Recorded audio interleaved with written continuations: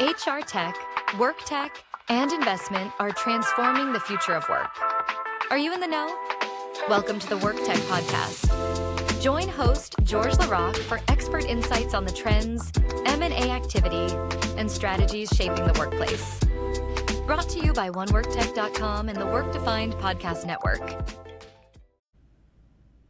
Hey everyone, it's George LaRocque. Welcome back to WorkTech. Today we've got one of the conversations that I love having. So there's so much going on in the market we talk about all the time. We talk about what's up for investors, what's happening in the market, what's happening for founders, the challenges, the opportunities. And I can't think of a better person to talk to about all of that. We've got Allison Baum Gates, who is general partner at Semper Virens with us. And we've also got some exciting news to talk about. They've made some major announcements in the last few months. So I'm excited to dig in and share that with all of you. And welcome, Allison. Thanks for having me. It's good to be here. Yeah, so there is a lot to talk about. You're very busy over at Semper Virens, but let's start with, quick introductions, your journey, so how you got into Semper Virens and what Semper Virens is for the audience, if anybody doesn't know. Absolutely.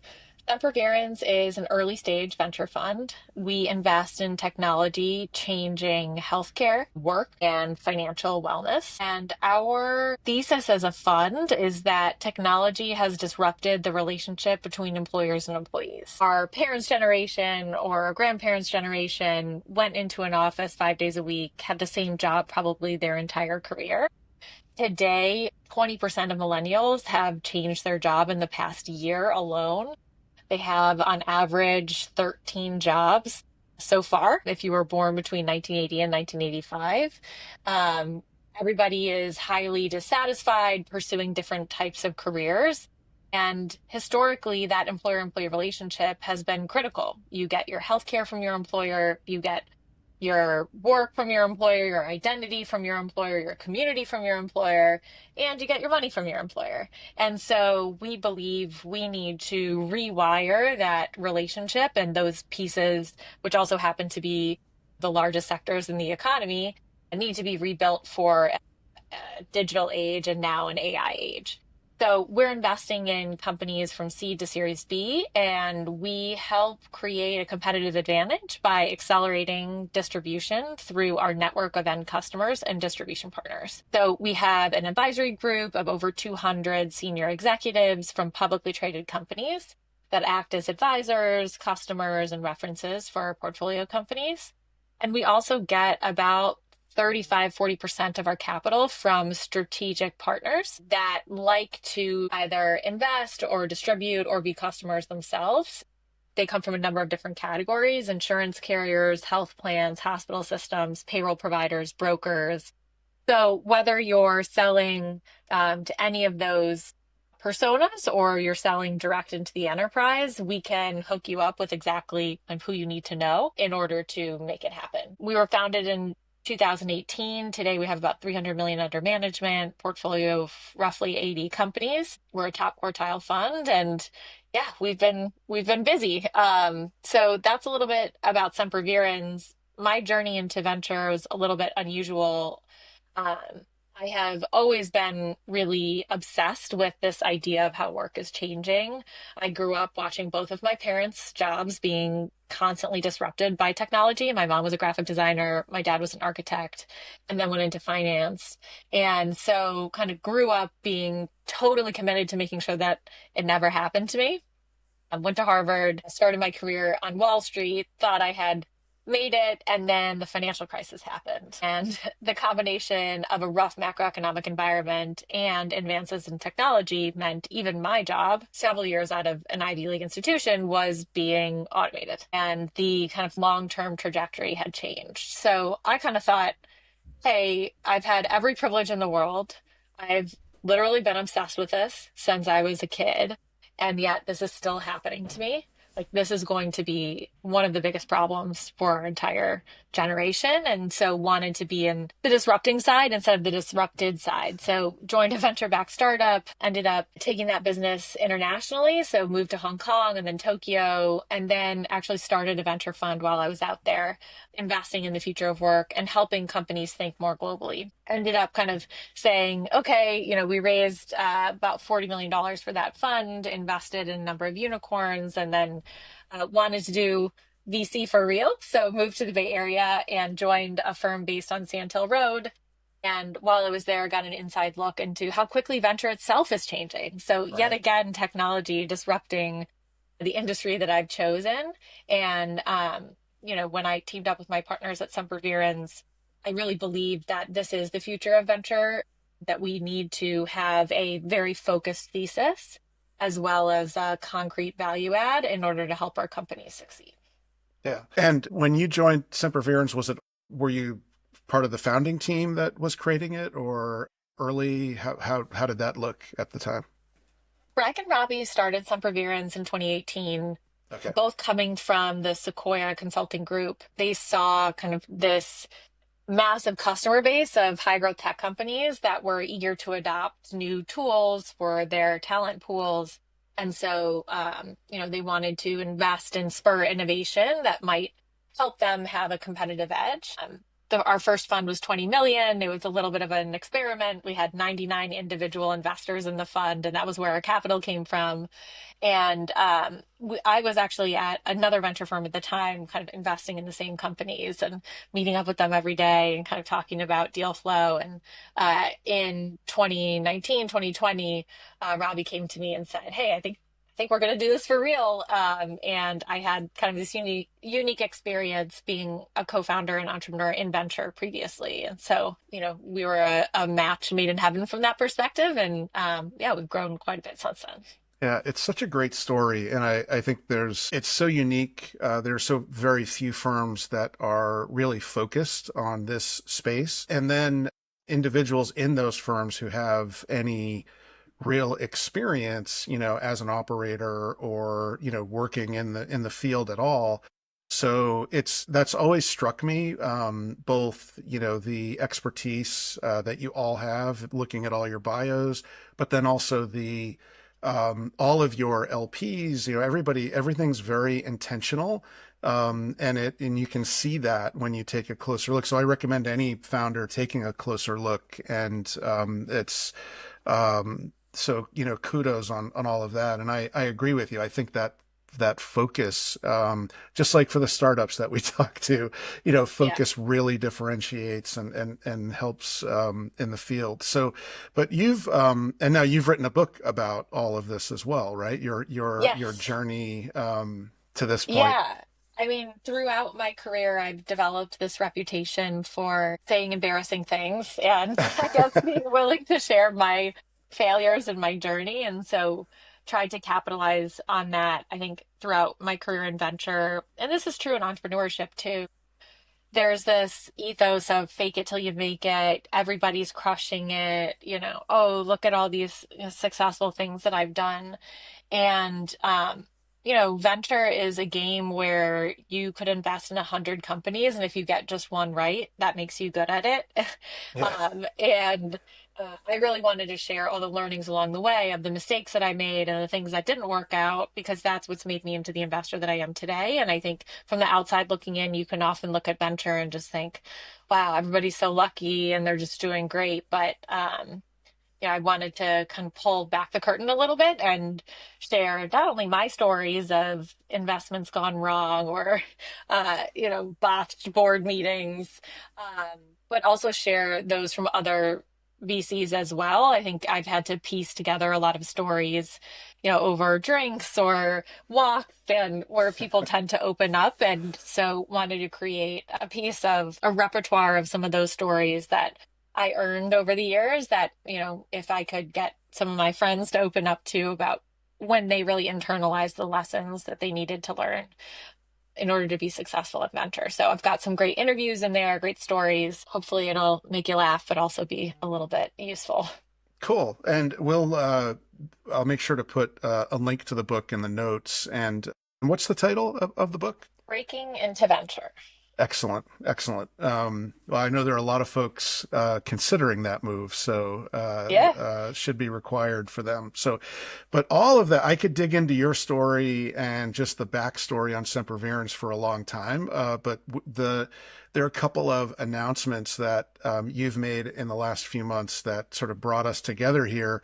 The first, the most recent one, or at least with the impetus for this, was your launch of your accelerator. So that's really exciting to me. And I'd love to, when I read through the press release and what's been put out there, like the backstory on Semper Virens and your story, this seems to be more than just, a pitch deck mill or something like just cranking them out. Like there's, again, very intentional. So what's the focus? What is it going to be like for this cohort that you've got coming through right now? So I'll start by saying what the focus is, and then I'll Yep. explain how we got there. All right. The Semper Virens Accelerator is focused on pre-seed and seed stage startups that are leveraging technology to solve problems for people. So whether it's about how you get your healthcare, how you navigate your job, how you make money, what you do with that money, how you interact with healthcare providers, all of anything in health, wealth, and work at that stage is perfect for the accelerator. What we can do is help you figure out how to scale your go-to-market distribution. So today it's easier than ever to start a company. We have record number of startups coming out of the woodwork every year, and a lot of them are, AI native, which is amazing, but also means the barrier to entry is a lot lower. For end customers and end users, that means there's way more noise than there ever was before. And so what we can help you do is figure out how to rise above that noise, how to team up with the right people and the right stakeholders in order to get your product into as many hands as possible, as quickly as possible. And it emerged out of the evolution of Semper Virens insofar as when the firm started back in 2018, I would say from 2018 to 2021, HR leaders and employers were very eager to try new technology products. If there was something that solved a problem for the end employee, selling into HR was great. Mental health, fertility benefits, care navigation, financial wellness, recruiting, learning and development.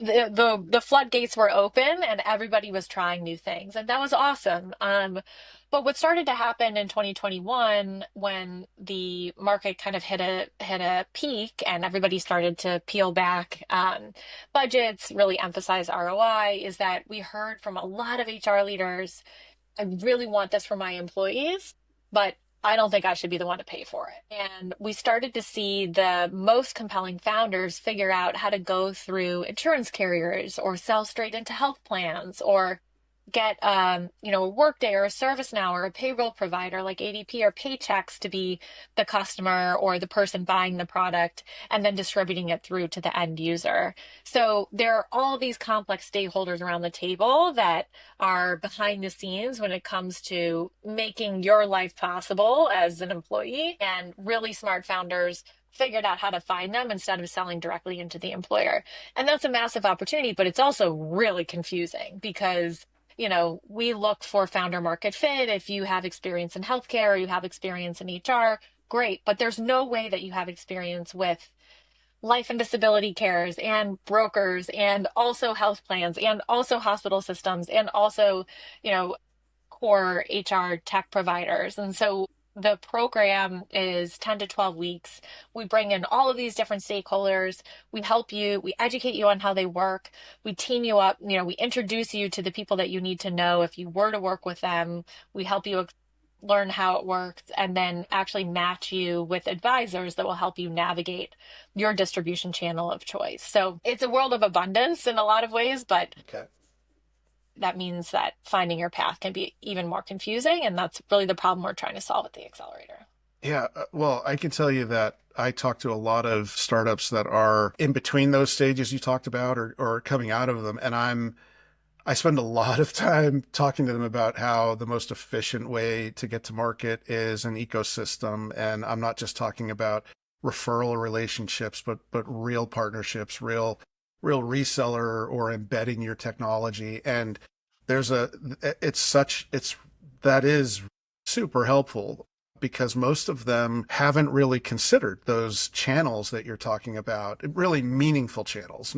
Again, not press release partnerships or Right. just, getting into a marketplace via API or something. That is great. And I noticed that you've got execs from places like ADP, Databricks, Anthem, and other, really big companies that are in that ecosystem. And how do they get involved? Are they also, maybe they're firms, or are they themselves LPs? Or are they just, committed to the cause? How does it all work? A little bit of both. A lot of our Semper Virens advisors are part of the program because they're eager to work directly with founders to help them navigate this process. So if you are accepted into the accelerator program, Semper Virens invests in your company, but we also match you directly with two of these advisors. And we ask that you provide some advisor equity directly to them. So having that ability to be on the cap table themselves, to really partner closely with founders, and to be that trusted guide is really exciting for them. I mean, a lot of these folks have built these incredible corporate careers, but they've been part of these huge organizations. And I experienced it myself coming out of Goldman Sachs and joining a 10-person startup. It's like all of a sudden the world is in 3D. It's so fun to work with really driven founders where, like, if you want to change something, you just change it. And so I think that's a lot of what they get really jazzed about as well. Yeah. I bet they learn so much, especially when it's their first time in that role, just realizing, like when you say 3D, one of those dimensions is, okay, this isn't quite as easy as, when you have your need and your use case and you're looking at the Right. tech and saying, why can't it do this? And then you realize, well, there are thousands of potential customers out there, and we've got to try to do the right thing for the most. We need to leverage the opportunity. That's a big service too for everyone in the market, to that education. It's also positioned, I noticed, as through the accelerator, sort of an entry point to the broader founder, ecosystem at Semper Virens. What does that look like? What's the coming out of the accelerator? What does that look like for them? Semper Virens invests anywhere from pre-seed to Series B. And our goal for the companies going through the accelerator is that we get to build our relationship over an extended period of time that's not during a transactional fundraising process. So we plan and want to invest larger amounts of money in subsequent rounds, but it is a double kind of opt-in when it comes to really, deeper equity partner. And so we see the accelerator as an opportunity to, take some capital up front, but more importantly, build the network, test the fit, and then ideally, foray into a larger investment from Semper Virens. It's not a guarantee. And of course, there will be, situations where it ends up not being a fit, but that is our goal of, a lot of fundraisers these days go very, very quickly, and you don't really get the opportunity to see what it's like to work together, even though, the average venture investment lasts longer than the average marriage.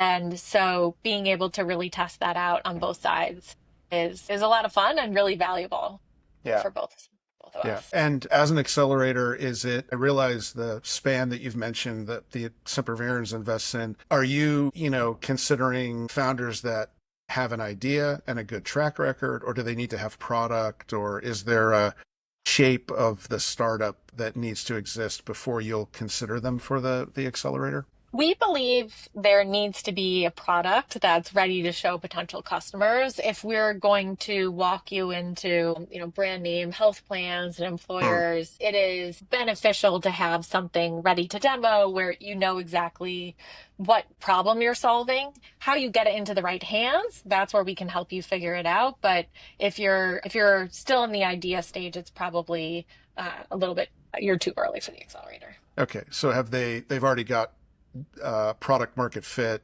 and I don't think you need to have product market fit. I mean, definitely pre-seed and seed stage where you have a product, the problem that you're solving. It's just a question of what is that kind of channel market fit or product channel fit?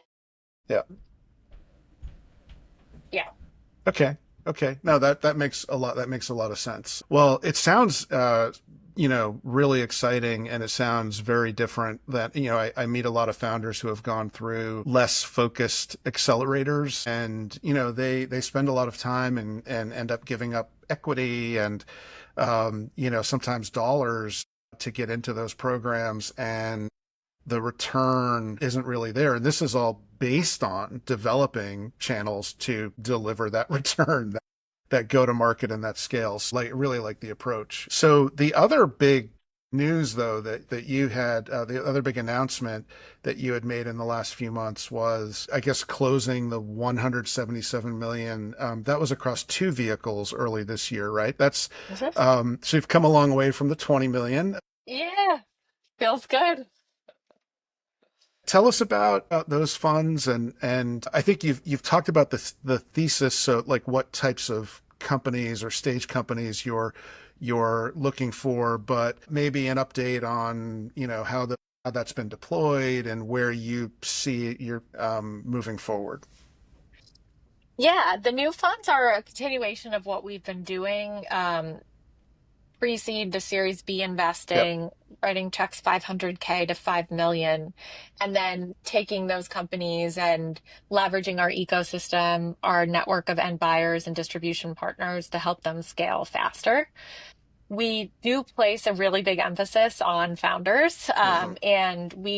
The interesting thing about starting a company in health, wealth, or work is everybody has health, everybody has to deal with money, and everybody has had a job.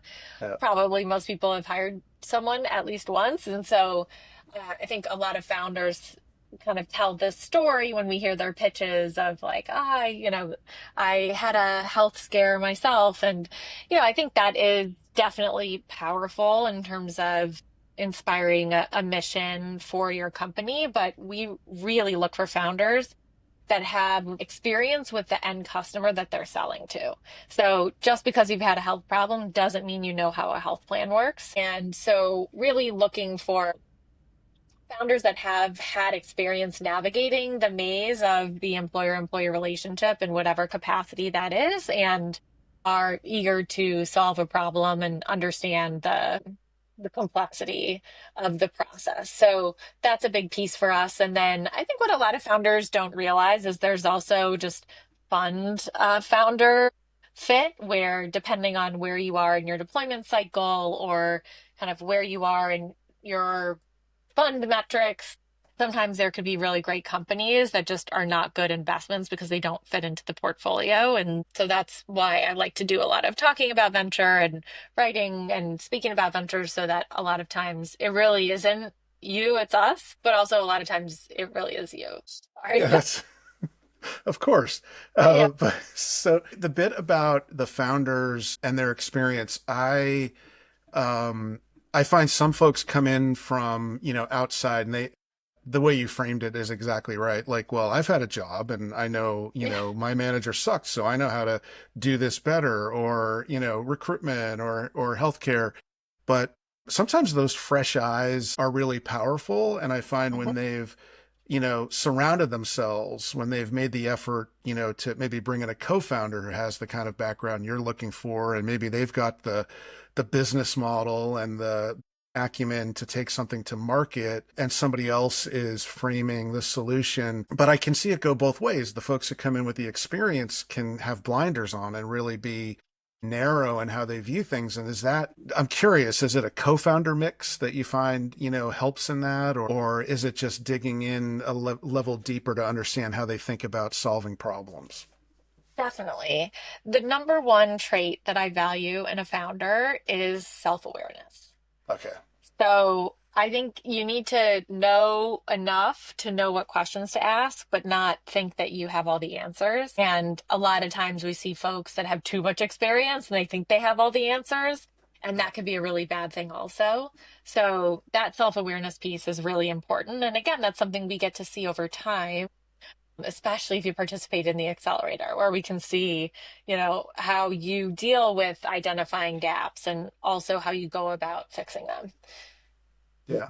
Yeah. And I think you've said, or I've seen in the materials, that the best VCs act like operators, right? And Mhm. so, and because of all your backgrounds, that you're able to sniff that out right away. I would imagine, the BS detectors go off when you see a forecast or Oh yeah. whatnot. Yeah. Yeah, and I think founders joke that VCs don't know anything and that, we're separated from reality. And there are definitely things that founders know best. Like we're looking to you to be the expert in your product, in your technology, in your market, not us. But the advantage we typically have on founders is that we look at 1,500 companies a year, and I'm on 5 boards. We invest in 10 companies. We also have a portfolio of 80 companies. So our breadth of data points is a lot wider than what a founder has when you're really operating an N of one. And so I think folks that are open to hearing that, and also VCs that are self-aware enough to say, yeah, I don't know the nuances of your sale or your product roadmap. You know that, and we need you to be the expert in that. So it's makes for some really interesting conversations when you have founders that are open and curious, but still convicted. And hopefully we can bring that mindset to the table as well. So I feel like that's a great segue into sort of the market conditions, but is there anything about, the funds or anything that you'd like folks to know before I make that shift? I don't want to minimize the time on because it's great opportunities for the market here with Semper Yeah. Virens. No, we're just looking for generation defining companies that are leveraging AI to transform health, wealth, and work. And so if you're building in that area or you know somebody great who is, please reach out. Okay, cool. All right. So now the market, because this is the news is exciting, but I've been so curious to get your take on a few things, and it relates to some of this founder conversation that you were just having with me. I talk to so many startups, and right now, every day I hear how hard it is to, especially in that early stage, sort of, pre-seed through B. It doesn't matter how small of a round they're raising, or even if they have, revenue that they've got. It's just everything seems more difficult. It's taking longer. Expectations are higher. So from your side, how are you seeing the market for whether it's for your portfolio companies or whether it's for folks trying to get into your portfolio? What are the things that you're focused on as a VC? I think everybody wants to understand how in this climate, what can I do as a founder? What should I be coming to the table with? And I know it might be a little different at pre-seed versus seed versus A. So any Yep. context you want to provide is helpful. Yeah, I think we're really seeing that AI is exacerbating the dynamic of haves and have-nots. The companies that are able to successfully fill the coffers, raise big rounds, grow quickly, they get access to more money and more customers, and it becomes a self-perpetuating cycle. And if you are not necessarily an AI native company or you're not telling that as part of your story, then your valuation is going to be lower, your fundraise is going to be longer, and it's going to be a more challenging process. So, it is very, very interesting to see how there are companies with very little traction that run a good fundraising process, are able to raise a lot of money at a high valuation. And then there are companies with a lot of traction who are not approaching fundraising in a structured way, and they end up, uh, I think, struggling to raise. So it's only going to get more bifurcated Mm. where success begets success. And if you have not had that success, then people look at you and say, well, why hasn't anybody else invested? So that's kind of the problem actually I've been obsessed with over the last couple years is why is it that you can have substantially similar founders building substantially similar products with substantially similar traction, and one company is worth 100 million and another one can't raise money at all. Um, and where I've landed is it comes back to a founder's ability to navigate the process and willingness to play the game. And that is what my next book is about, Beyond the Pitch, the psychology of raising venture funding. Um, So, yeah, it's a really interesting time and it's getting more and more, the difference between the two is becoming more and more pronounced in this market. So when I hear you talk about the process and running that process structure, I mean, I don't find it's like Groundhog Day, the conversation about, look, this is a full-time thing and you're going to take yourself out of the field or out away from the core and you're going to have to run this like it's a process as important as it is. And so that's one thing. But when you say play the game, what does that mean? Like what is that? What are you referring to there? Because I could take that a few different ways. None of them are bad. I'm just curious what that, ties to. Raising venture funding is a playbook. It is a game. There is politics. There is a lot of information that people won't tell you when Uh-huh. you're doing it. And you have to be willing to play by the rules of VC if you're going to raise venture funding. And it takes a lot of work to figure out what are those rules and how do you navigate them and set yourself up for success. But I think a lot of founders believe that venture capital is a merit-based industry, and I wish it were that way, but it's not. And the way VC business models are predicated on the fact that you will raise more money later at a higher valuation Uh-huh. because it takes now more than 10 years on average for a company to exit. So we raise new funds every 3 years.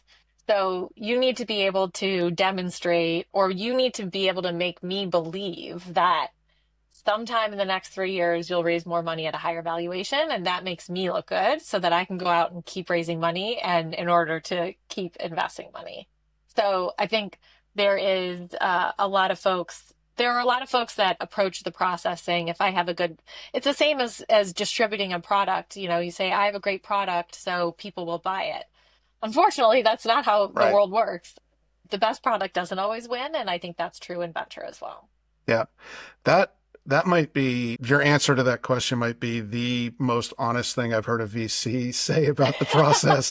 Period. I mean, not in a long time, like ever. And I think a lot like we know those things intuitively, but it's just refreshing to hear it coming from a VC in our space. And I think you're 100% right that it breaks my heart when those founders who don't understand, why are they raising so much when, you know, we're we've got just as much revenue and it's there are myriad answers to that, but there's that. I like that you've got to play the game in that sense.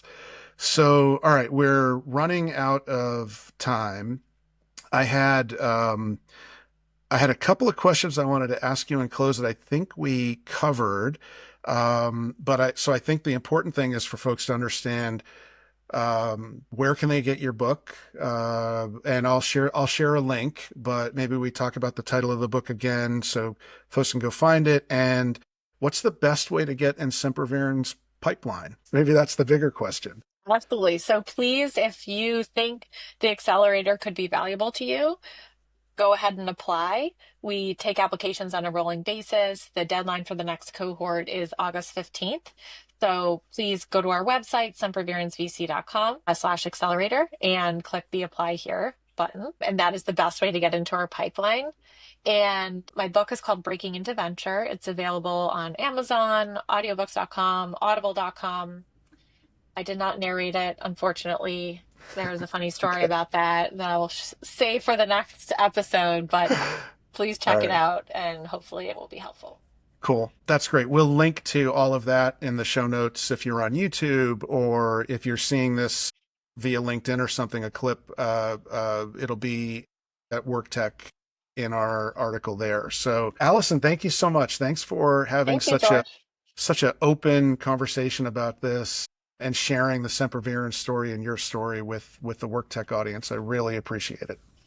Absolutely. Thanks for having me. All right. And thanks everybody wherever you're watching or listening.